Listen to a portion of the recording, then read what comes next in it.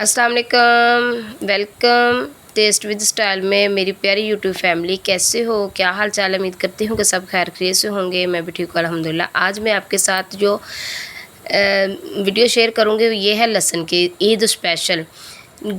ढेरों सारा लहसुन आप मिनटों में इंशाल्लाह छील सकते हैं। बहुत तरीका आसान है और लहसुन आपने देसी लेना है, उस तरह का आपने लहसुन लेना है तो इंशाल्लाह यह मिनटों में, जो घंटों का काम है मिनटों में करेंगे।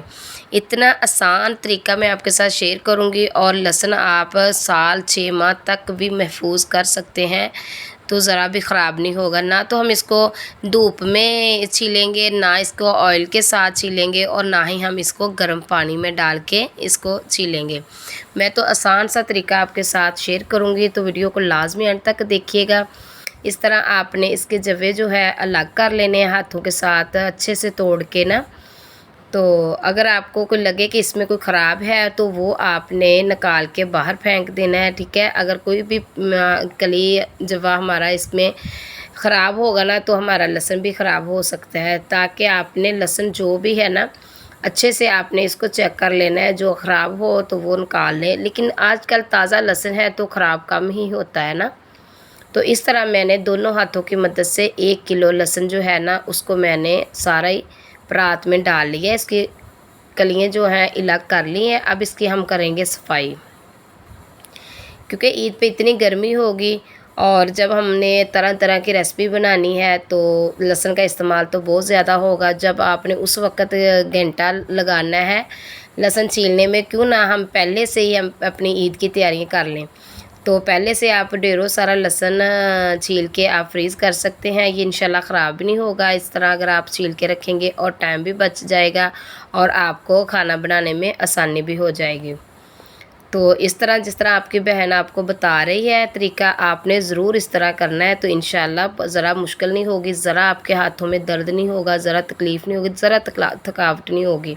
तो ये देखिए मैंने अच्छे से इसकी सफाई कर ली है। अब इसमें हम डाल देंगे 2 चम्मच भर के नमक के और 2 से 3 चम्मच आटे के डाल देंगे। आटा जो हम खाते हैं वो वाला आटा डालेंगे।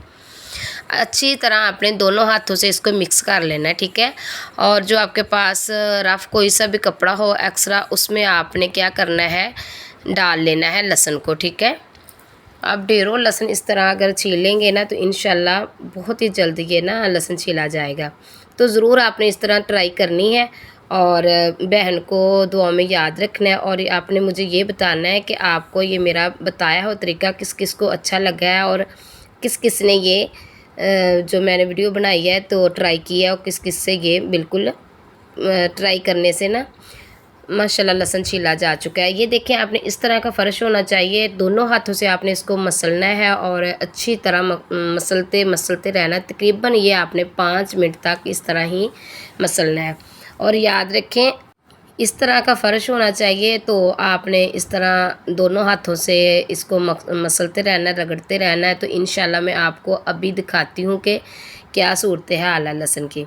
आप खुद देख के ना हैरान रह जाएंगे कि माशाल्लाह इतनी जल्दी ये काम हो गया। ये देखें जो हमारा घंटों का काम है ना, ये देखें माशाल्लाह 5 मिनटों में भी हो सकता है, लेकिन 5 मिनट लगे नहीं है, कम वक्त लगा है। तो ज़रूर इंशाल्लाह ट्राई करनी है।